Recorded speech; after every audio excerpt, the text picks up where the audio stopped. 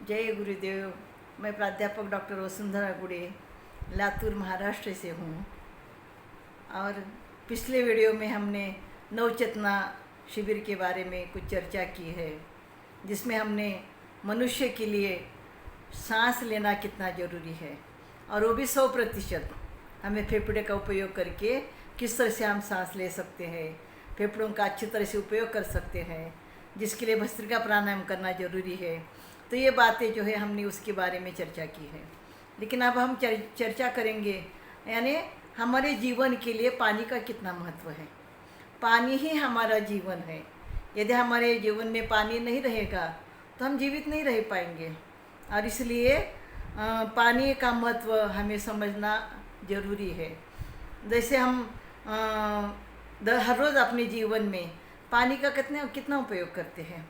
हमारे गुरुदेव कहते हैं कि हमें अपना स्वास्थ्य अच्छा रखना है तो उसके लिए एक दिन में 5 से 6 लीटर पानी हमें पीना ज़रूरी है। 5 से 6 लीटर यदि पानी हम पीते हैं तो हमारा स्वास्थ्य अच्छा रहता है, हमारी पाचन क्रिया अच्छी रहती है और हमारा मन भी शांत रहता है। इसलिए इतना पानी पीना ज़रूरी है। और उसके साथ साथ सवेरे उठने के बाद पानी थोड़ा सा गर्म करके 2 गिलास यदि हम पानी पिएंगे तो हमारी पाचन शक्ति बहुत अच्छी रहती है। और ये पानी हमें कब नहीं पीना चाहिए ये भी गुरुजी हमें बता देते हैं। क्योंकि हम जब खाना खाते हैं तो खाना खाने के बाद हमारे पेट के अंदर जो है अग्नि प्रदीप्त हो जाती है और अग्नि प्रदीप्त होकर के हमारे जो अन्न हमने खाया है उसका पाचन होने लगता है। लेकिन खाना खाते ही तुरंत यदि हम पानी पिएंगे 1 गिलास भर करके तो हमारी अग्नि बुझ जाएगी और हमारा अन्न पचन नहीं होगा। ऐसे गुरुदेव हमें कहते हैं कि खाना खाने के बाद हमें 1 घंटे के बाद यदि हम पानी पिएंगे तो हमारा अन्न अच्छी तरह से पच जाएगा और हमारा स्वास्थ्य अच्छा रहेगा। तो वास्तविक रूप से देखा जाए तो गुरुजी ये भी बताना नहीं भूलते हैं कि हमें पानी का संग्रह करना चाहिए, पानी को बचाना चाहिए। इसलिए हमें आर्ट ऑफ लिविंग की तरफ से जल पुनर्भरण की योजना हम चलाते हैं। तो हमारे कई घरों में जा कर के हमने बोर पुनर्भरण किया है।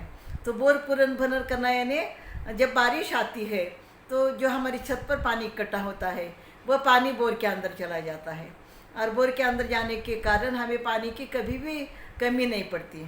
यानी जिस समय हमारे लातूर में ट्रेन से पानी आता था तो उस समय हमने हमारे घर के बोर पुनर्भरण किया था, इसलिए उस समय भी हमारे बोर के लिए अच्छा पानी था। तो ये बोर पुनर्भरण करना ज़रूरी है।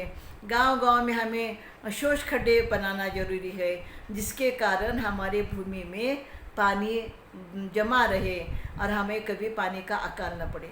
इतना ही नहीं, हमारे गुरुदेव इतना सोचते हैं ना हम लोगों के बारे में। जैसे हमारे लातूर ज़िले में तावरदा नदी है, मांजरा नदी है, तेरना नदी है। उन नदियों का यानी खोलीकरण और रुंदीकरण किया, जिसकी वजह से आज उन नदियों में पानी इतना बढ़ गया है कि हमें अभी पानी की कोई कमी नहीं है। तो ये सारा खर्च हमारे गुरुजी जो है उन्होंने किया है। जैसे 20 कोटि रुपए लातूर ज़िले के लिए दिए हैं। और इसी तरह से जैसे कोर्सेज के द्वारा जो भी डोनेशन आता है उस डोनेशन का उपयोग इसी तरह से सेवा प्रकल्प के लिए किया जाता है। जैसे गरीब बच्चों के लिए कई प्रकार के स्कूल, आज उनको बच्चों को मुफ्त में पढ़ाई मिलती है। महिलाओं की प्रगति के लिए, उन्नति के लिए कोई विशेष कार्यक्रम लिए जाते हैं। तो इस प्रकार से गुरुजी ने जल तत्व के बारे में हमें बताया कि पानी का सही उपयोग हमें अपने जीवन में करना बहुत ज़रूरी है। और जैसे हम पानी का उपयोग अच्छी तरह से करेंगे, पानी बचा करके रहेंगे तो हमारे जीवन में पानी की कभी कमी नहीं महसूस होगी। तो ये भी बात हमें गुरुजी बताते हैं। और उसके साथ साथ गुरुजी कहते हैं कि हम जो अन्न खाते हैं उस अन्न से हमारे शरीर को ऊर्जा मिलती है। हमारे शरीर को ऊर्जा जो है 4 तरह से मिलती है। पहली ऊर्जा मिलती है श्वास के द्वारा, दूसरी ऊर्जा मिलती है हमें अन्न के द्वारा, और तीसरी ऊर्जा मिलती है जब हम नींद लेते हैं, आराम करते हैं रात को, तो उससे ऊर्जा मिलती है। और चौथी ऊर्जा मिलती है जब हमारा मन शांत होता है तो उससे हमें ऊर्जा मिलती है। तो अन्न के द्वारा हमें जो ऊर्जा मिलती है उसके बारे में भी हमें गुरुजी बताते हैं कि हमें कितना खाना चाहिए और क्या क्या खाना चाहिए। ये भी बातें हमें गुरुजी बताते रहते हैं कि हमें जो है हम यदि ज़्यादा अन्न खाएंगे तो हमारे अंदर आलस्य बढ़ जाता है। और यदि हम कम अन्न खाएंगे तो हम अशक्त हो जाते हैं, हमारे अंदर ताकत नहीं रहेगी। इसलिए जितना पेट के लिए ज़रूरी है उतना ही हमें अन्न खाना चाहिए, और उतना ही हम अन्न खाएंगे तो हमारा स्वास्थ्य अच्छा रहेगा। हमारा आहार सही तरीके का होना चाहिए। और उसके साथ साथ आहार में से भी गुरुजी हमें बताते हैं कि हमारा आहार 3 प्रकार का होता है, सात्विक, राजसिक और तामसिक। अब कुछ लोग क्या करते मालूम है कि हमारा बच्चा ताकतवर बने, स्वस्थ बने, इसलिए बच्चों को अंडे खिलाते हैं, मांस खिलाते हैं। तो ये कैसा अन्न है? तामसिक अन्न है। और ये तामसिक अन्न जब हम बच्चों को खिलाएंगे तो बच्चों की पचन क्रिया अच्छी तरह से नहीं होगी। देखो, हम बच्चों को मांस खिलाते हैं तो हम हाथी को हम देखते हैं ना, तो हाथी शाकाहारी प्राणी है, वो घास खाता है, फल खाता है। लेकिन हाथी को हम देखेंगे कि कितना बड़ा क्यों ना पेड़ हो, उसको अपने सूंड से उखाड़ करके फेंक देता है। तो देखो शाकाहार कितना महत्वपूर्ण है हमारे जीवन में। गुरुजी हमें बताते हैं कि शाकाहारी प्राणी और मांसाहारी प्राणी अलग अलग प्रकार के होते हैं। यानी शाकाहारी प्राणी जो होते हैं, जैसे मनुष्य है, गाय है, तो उनके दांत जो है यानी एक लाइन में होते हैं, सूड़े दांत नहीं होते हैं। लेकिन जो मांसाहारी प्राणी होते हैं ना, जैसे कुत्ता है, शेर है, ऐसे मांसाहारी प्राणियों के दांत कैसे होते हैं? ऐसे थोड़े बाहर निकले हुए होते हैं। यहाँ के जो दांत है बाहर निकलते हैं, जिसके कारण वो मांस नोच करके खा सके। तो देखो, और फिर शाकाहारी जो मनुष्य होता है, जो प्राणी होते हैं, उनके आंतड़ों की लंबाई ज़्यादा होती है, और शाकाहारी प्राणियों के आंतड़ों की लंबाई कम होती है। इसलिए वो मांस भी खाते तो जल्दी पच जाता है। लेकिन यदि मांस खाता है तो मांस खाने के बाद उसका मांस पचन होने के लिए 72 घंटे लगते हैं। और 72 घंटे हमारे आंतड़ों में यदि मांस पड़ा रहेगा तो कितना हमारे शरीर के अंदर कितने विकार आ जाएंगे। इसलिए गुरुदेव हमें कहते हैं कि हमें यानी सात्विक अन्न खाना चाहिए, शाकाहार खाना चाहिए। ये सात्विक अन्न यदि खाएंगे, जैसे सात्विक अन्न में क्या है? रोटी, भाजी, सब्जी, छाछ, फल, ये क्या है? सात्विक आहार है। और सात्विक आहार खाने के बाद जो है क्या हो जाता है? हमारे मन की एकाग्रता बढ़ती है, हमारी सात्विकता बढ़ती है। आज देखिए, कोरोना काल में पिछले 1 साल से कोरोना पूरे विश्व में फैला हुआ है। तो भारतीय संस्कृति को अपनाने लगे हैं ना लोग, कि भारत में लोग शाकाहारी है तो हम भी मांस नहीं खाएंगे, हम भी शाकाहारी करेंगे। भारत का आदर्श, भारतीय संस्कृति का आदर्श दूसरे लोग लेने वाले हैं। तो इस प्रकार से जो है यानी हमारे लिए, मनुष्य के लिए शाकाहार ही बहुत अच्छा आहार है। यदि हम शाकाहार ही रहेंगे तो हमारी बुद्धि तेज रहेंगी, हमारा शरीर स्वस्थ रहेगा। और गुरुजी हमें कहते हैं कि हमें जीवन में आनंद प्राप्त करना है, प्रसन्न करना है, तो उसके लिए हमें क्या करना पड़ेगा? साधना करनी पड़ेगी। सवेरे योग प्राणायाम करना पड़ेगा, भस्त्रिका प्राणायाम करना पड़ेगा। दिन भर में हमें सेवा करनी पड़ेगी, दूसरों की मदद करनी पड़ेगी। सेवा यानी कोई बड़ी बात हमें करनी नहीं है।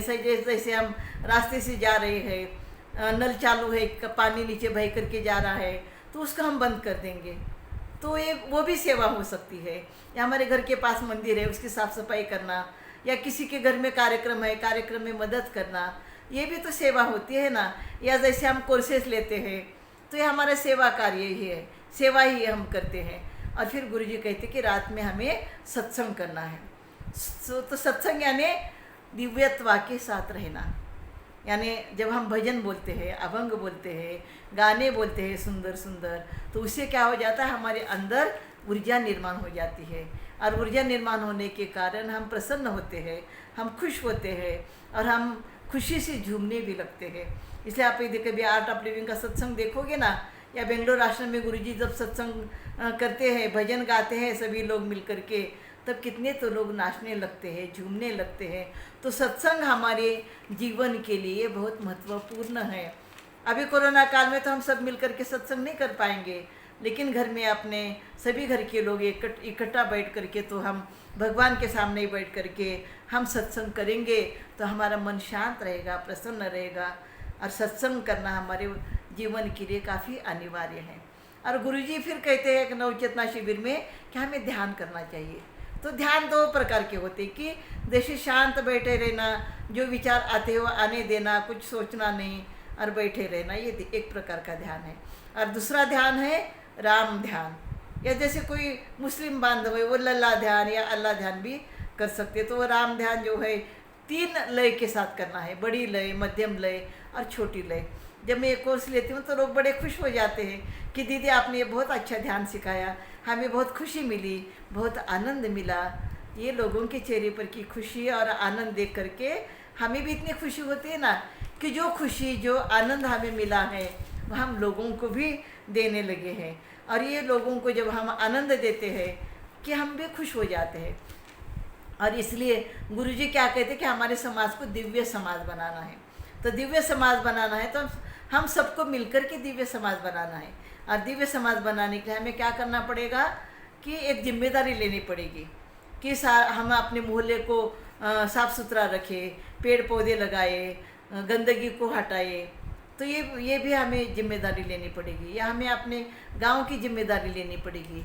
ऐसे यदि हम हर व्यक्ति जिम्मेदारी लेकर के काम करेगा तो हमारा समाज दिव्य बनेगा, हमारा समाज आदर्श बनेगा। और इसके साथ साथ फिर मैं ये भी बताना चाहती हूँ, ये तो नवचेतना शिविर हो गया, लेकिन नवचेतना शिविर से आगे भी एक शिविर है जो आनंद अनुभूति शिविर है।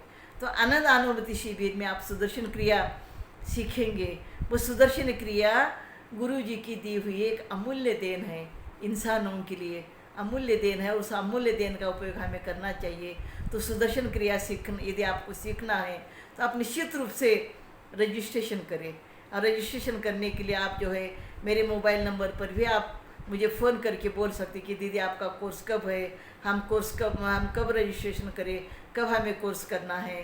तो जैसे ये भी है। और दूसरा जो है छोटे बच्चों के लिए जो श्री श्री संस्कार केंद्र इस प्रकार का कोर्स है जो छोटे बच्चों के लिए, यानी हम उनको मंत्रा बोलना सिखाते हैं, ध्यान करना सिखाते हैं, योगा प्राणायाम सिखाते हैं। जो दादी माँ का नुस्खा है, आज हम हर बात के लिए डॉक्टर के पास चले जाते हैं, लेकिन दादी माँ का नुस्खा जो है एक डॉक्टर की तरह ही है। वो जानकारी भी हम बच्चों को देते तो बच्चे बड़े खुश हो जाते हैं। फिर उनको मंत्र बोलना सिखाते हैं, बड़ों का आदर करना सिखाते हैं, या जैसे हमारे भारत देश की क्या विशेषता है उसके बारे में भी हम सिखाते हैं। तो ये श्री श्री संस्कार केंद्र का कोर्स 6 से 10 साल के बच्चों के लिए है। तो यदि आप में से कोई अपने बच्चों का कोर्स करवाना चाहते हैं तो आप जो है यानी मेरे नंबर पर मुझे कॉल करें। नवचेतना शिविर हो, आनंद अनुभूति शिविर हो, या श्री श्री संस्कार केंद्र शिविर हो, तो आप मुझसे संपर्क कर सकते हैं। मेरा नाम है प्राध्यापक डॉक्टर वसुंधरा गुड़े। मेरा मोबाइल नंबर है 9422791705। धन्यवाद। खुश रहे और औरों को भी खुशियाँ बांटते रहे। धन्यवाद।